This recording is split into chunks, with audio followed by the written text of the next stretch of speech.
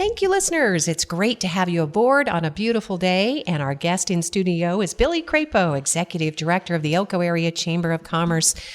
Billie, welcome, and thank you so much for being here. We have tons of exciting things to talk about today. So much. Thank you, Lori. I'm glad I could be back. Yes. Megan filled in for me last month when I was on a little vacation, but it's always a pleasure to see you.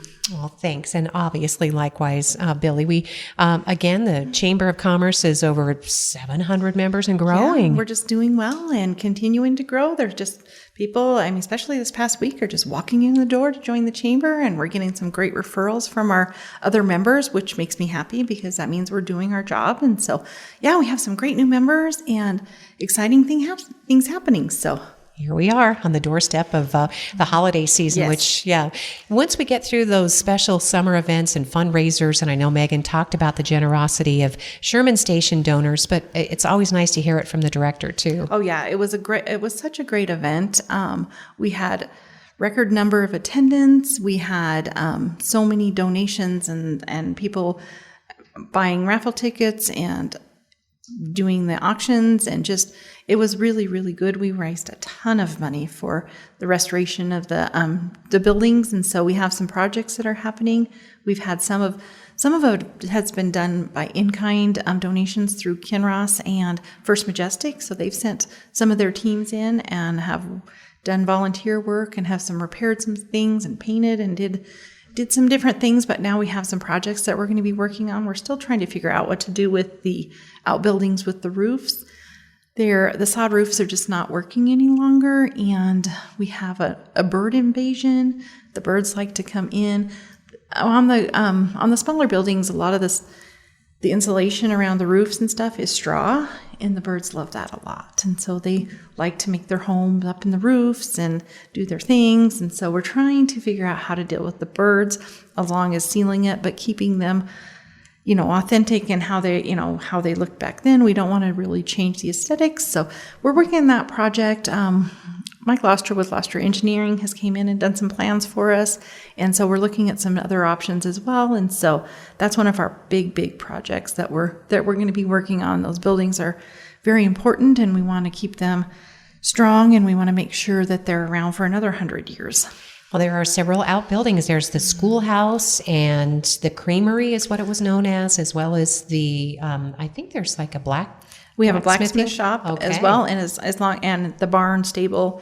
That's the large building in the middle of it. Mm-hmm. So we have a great chamber. We have a great all the different buildings and the things that people can come and see, and we want to make sure that they're taken care of. Yeah, and that's what this Sherman Dinner goes for. So that was an important aspect, again, the fundraiser for Sherman Dinner. So I wanted to say too, and I know that people listening recognize this, when you have a successful fundraiser, that says a lot about the integrity of the organization, and it also says a lot about the health of the community, the financial health. People have the resources to contribute, Billie. Absolutely, and we had a lot of different businesses. We've had people that purchase tables to the event that have never done it in the past, but they know it's for a great cause, and so we were really excited to see the attendance and to see the different organizations that were there. All right. So again, we're kind of closing out this year, if you can believe it or not. Well, we've got one more quarter left, essentially. I know. It went really quickly, but it's been a great year, and we've seen a lot of growth with the chamber and a lot of new participation. We are getting ready now for our board elections. So if anybody is interested in sitting on our board of directors, it's a great group of people, very diverse.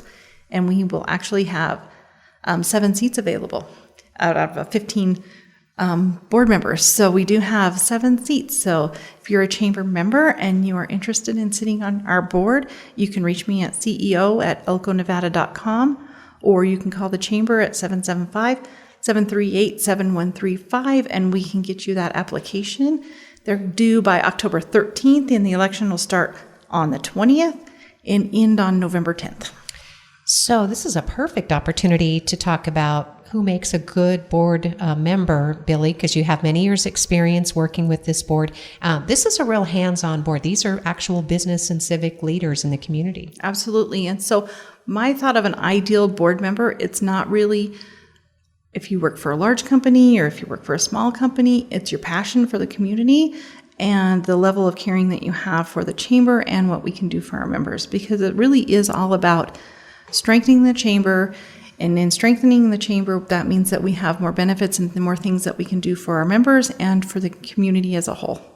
So you don't have to have a certain kind of experience or be a certain kind of business owner? Nope, absolutely not. And we have on our board anywhere from large corporations to home-based businesses.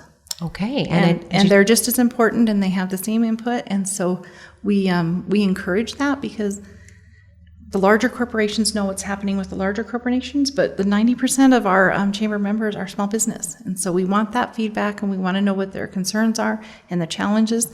And you get it firsthand with the businesses that are right there out in the community doing the work.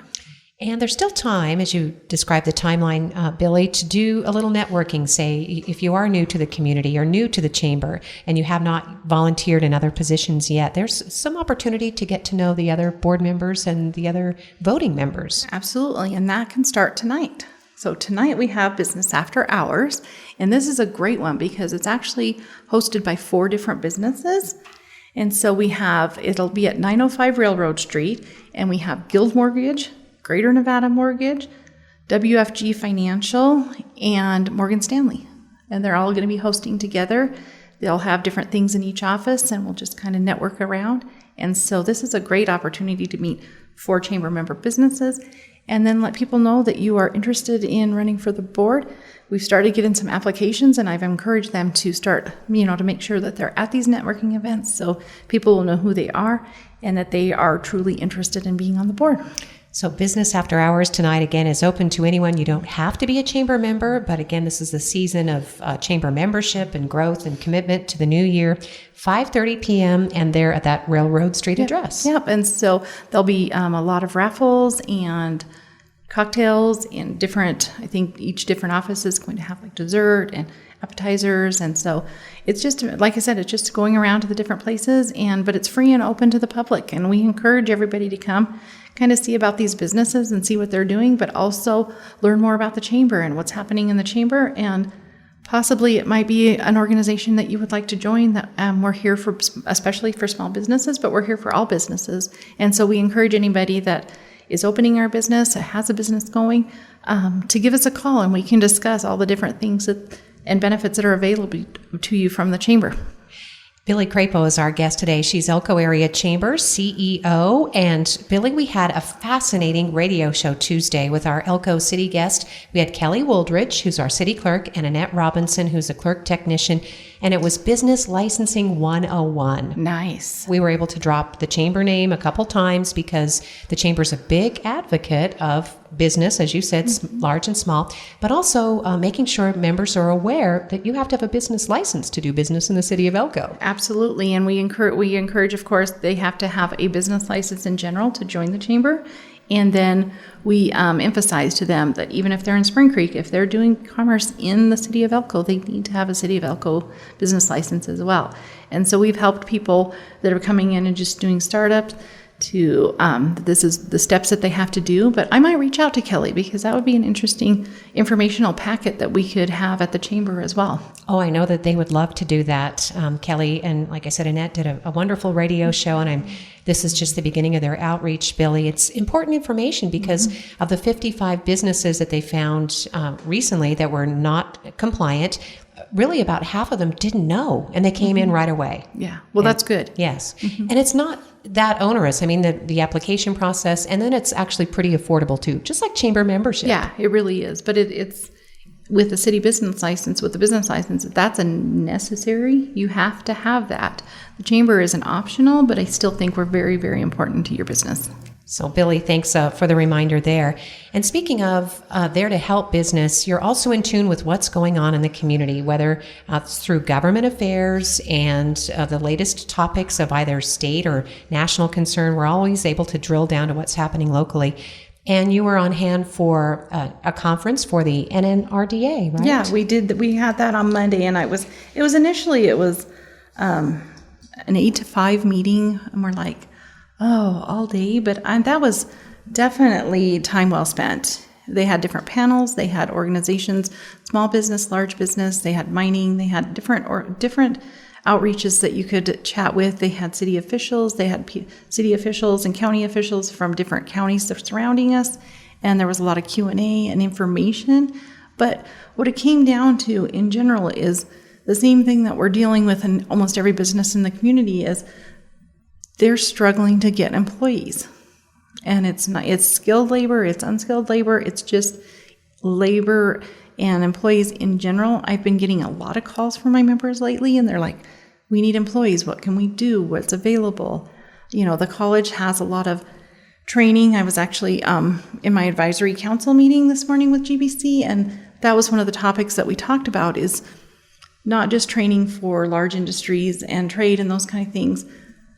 These small businesses are struggling, and they're reaching out, and they're trying to figure out ways to keep and retain employees. So some of the topics that we discussed were maybe some opportunities to collaborate with the college on even just customer service classes or employee retention classes and different trainings in that aspect that will help the smaller retail and restaurant and different businesses like that, because they really are having a harder time because they can't pay the higher wages. And so they'll get them trained, and people will leave for higher paying jobs, or they start and they don't really want to do the work. And so they go through the process of training and then they just quit, or they stop coming to work and different things like that. And so that was definitely a topic this morning that small businesses need help and need a little boost in that as well. And we do know, Billie, that a part of the greater conversation are some of these social pressures. Housing is huge. And we do have a representative from Nevada Rural Housing. She and her colleague will be on this show in the next week or so. And we're setting that up now. But that, from what I understand, talking to this generation of people that you're describing, they can't afford to live on, isn't it? Mm-hmm. It's difficult. It's very difficult. And how do we strike that balance? Because even when we want to bring in new professionals and they can afford a new home, but they can't afford a $400,000 or $500,000 or $600,000 home. Exactly. And so housing was one of the large topics, definitely always a topic. There's companies like Cashman, that's now Empire. They're looking for a huge expansion, and they're looking for, in the next year or two, 200 more employees, but where did we find them? I know they're working with GBC on diesel mechanics right now. They would hire all the diesel mechanics that they could get their hands on, but they're also looking for how are they going to move them here if they're not finding local talent. How do they move them in here when there's housing issues?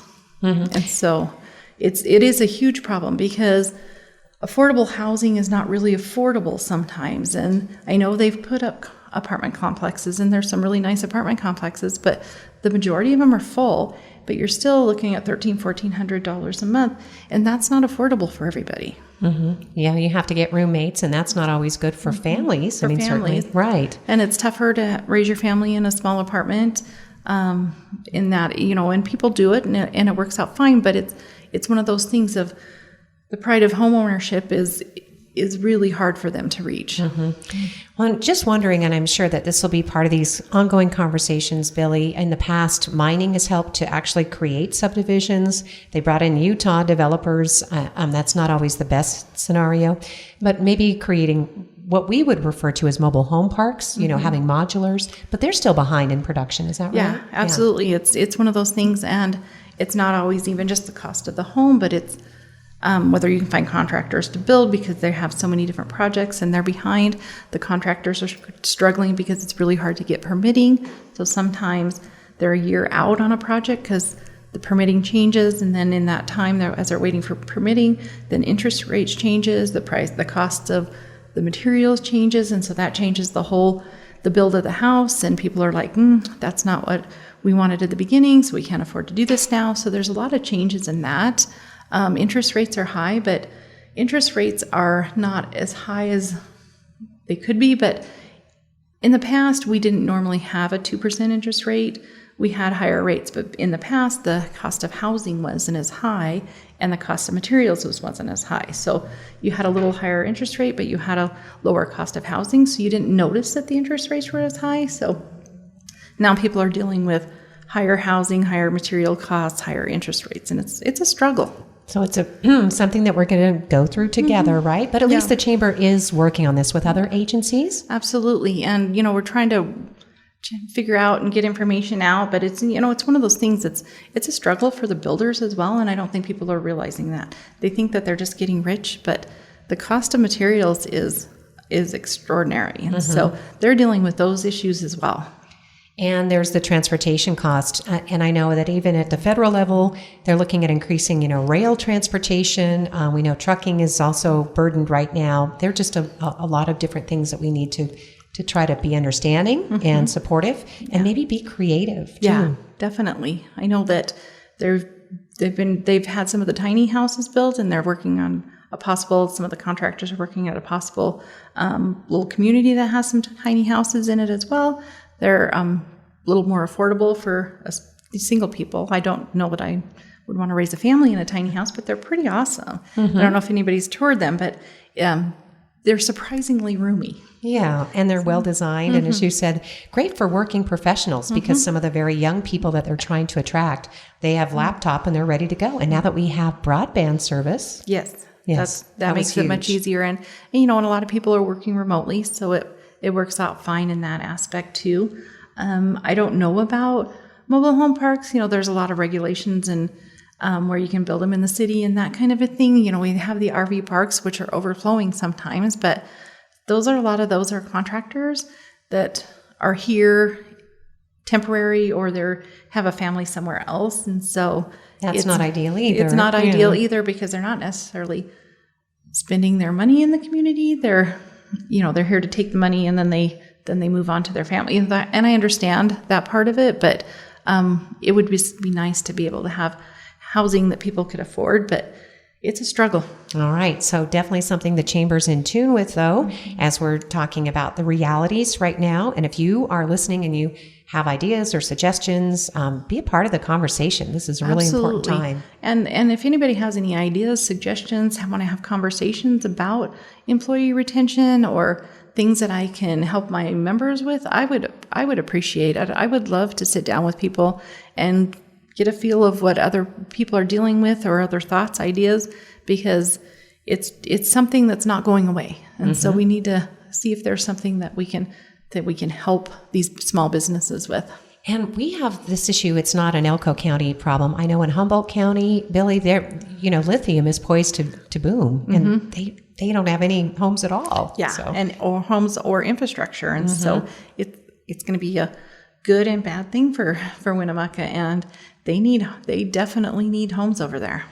So if you know of someone who's looking to really expand their opportunities to build and develop and grow, Elko County, rural Nevada is definitely the place to be right now. So, absolutely. Yeah. So talking with our chamber executive director, Billie Crapo today, I want to make sure we're getting to everything on your list. Those are some of the main things that we talked about. Lunch and learns. We just had a great lunch and learn this week with Mary Kerner for RNDC on small business programs and small business lending. They also have programs for first-time home buyers, so to help with down payment assistance. They have programs for weatherization for your home, which is anywhere from just new molding on your house to keep there, or doors or windows, all the way to insulation, HVAC systems. They do have some great programs that they can help people with, not just businesses, but people residential as well. And so if you reach out to the chamber, I can give her your contact information, but we do have Shirley Ellen Kellerman is their local contact here as well. And it was very interesting. And we had a lot of different organizations and different businesses, and some looking to expand and some looking to just get new business plans and reorganize their business. And so it was a great roundtable and a lot of important information. In October, we're going to be doing Lunch and Learn. Justin Shelley opened Master Computing here in town, and he's going to be doing a cybersecurity class, which is not always the most fun class, and it's kind of scary, but it's really, really necessary. The way people are hacking into things now, and it's not just your computers, it's your phones. We had somebody hack into the chamber's phone system through our answering machine, and we're making phone calls to Serbia. And so it wasn't even a Frontier thing. It was our phone system. And so we had to have somebody come in and redo the system. And it was a huge cost. So they can get in anywhere. It's surprising. So I encourage anybody, chamber member, non-chamber member, it'll be October 17th at noon at the chamber. Okay, and that is going to be specifically on cybersecurity. And some of the topics are, what do you do if your network is hacked? The steps you need to take. And so I'm really excited for that. I think it's an important class. Yeah, that does sound like a really important class. So we'll remind people of that opportunity, obviously coming up as well. And I know in talking with RNDC, Nevada Gold Mines is a big part with the I-80 fund, right? They're continuing that. That's been a huge boost in investment in local business opportunity. Absolutely. And their loans start at 2%, which is for the first 2 years, but then it only jumps up to 3.75, which is a very, very low interest rate. And so I encourage anybody that is doing startup or just wants to expand your business or just needs a little help to talk to them at RNDC as well, because they have a lot of funding and they have different ways to get that funding to you, and they have so many out of the box ways to do it. They're non-traditional, so it's not like going and getting a bank at the loan, going to the bank and getting a loan. They have different ways that they can work with you, and especially small businesses, but of course rural businesses. That's where their focus is. So I highly encourage that because they do have some great funding. Yep, we are talking about money here, people. And if you're a local and you want to invest, you want to grow and or start that business, certainly this is a fantastic opportunity. We featured Kathy Laughlin on the program recently, Billie, and she is our Elko City Planner. Amazing work that she and her team are doing to help promote restoration and use of some of our existing buildings with the redevelopment agency in that general improvement district. And they're doing a little restructuring. And in fact, there'll be an application process soon. The storefront grant initiatives have been so popular, and now they're shifting to an infrastructure grant. So if you've had a building that you were dying to start a business in, but it didn't have ADA accessibility, this is going to be for that specifically. Things like that, right? Yes, absolutely. And people don't understand the cost of making your business ADA compliant, because it starts, you get this building and then all of a sudden you have to redo the whole bathroom, and then you're looking at ramps and different door sizes and things like that. And you don't really think about those expenses after you've purchased the buildings. And so this is huge. I mean, the storefront is an amazing thing. It's done some great things for some of the businesses downtown, but when you're dealing with ADA compliance, there is specifics that have to be done. And so this is amazing for small businesses in that area. So now's the time to get in touch with Kathy, as we talked about Kathy Laughlin from the city of Elko. She's a planner, along with, of course, Kelly Woldridge, who we talked about with Annette Robinson, in helping to license your business. But these are resources, right, Billie? I mean, people need to understand, in a community of our size, we all know one another and we support one another. Definitely. And Kathy will send over stuff. Can you get this out to your members? And we shoot it out. And she does the same with the DBA, especially because it affects the DBA members. Absolutely. We know that you got back on the DBA board, by the way. I am back on the DBA board. We should be having information coming out because it is there will be elections again. And so if you're a DBA member, be looking for that. We just hired a new events coordinator and membership coordinator. So we hired Monica, and I will mess up her last name, Muldren, from the Elko County Art Club. And she has just came on. She's in training mode, and so she'll be taking over everything by the end of the month. And she's doing a fantastic job. So she's reaching out to the members. She just headfirst into the wine walks and to ghost tours and all of the different things, reaching out to the members, making sure things are updated. So she's a go-getter, and I think she's going to be really good for the organization. Oh, that's great. And so happy. I'm sure she can continue her work with Elko County Art Club, because that's an important partner. And creating special events and entertainment and activities, Billie, that's really what Elko is also. We're kind of getting famous for being able to do things like this on the run, put together successful events and involve the community. And we were really encouraged when she had applied, because she did Art in the Park this year. So she's got this is huge event experience. Yes, so, very so nice. we were really glad and excited about some of the thoughts she has for Snowflake Festival that is coming up and different things as well. So I think it'll be, like I said, great for the DBA, great for the DBA members, and of course for the chamber as well, as we work hand in hand together. And so DBA will have their wine walk coming up on the 14th, which is their Spirit and Skulls Sangria Walk. So that'll be on the 14th. And ghost tours are starting. They'll be October 19th, 21st, and then 26th, 27th, and 28th. And they're working on ticket sales right now.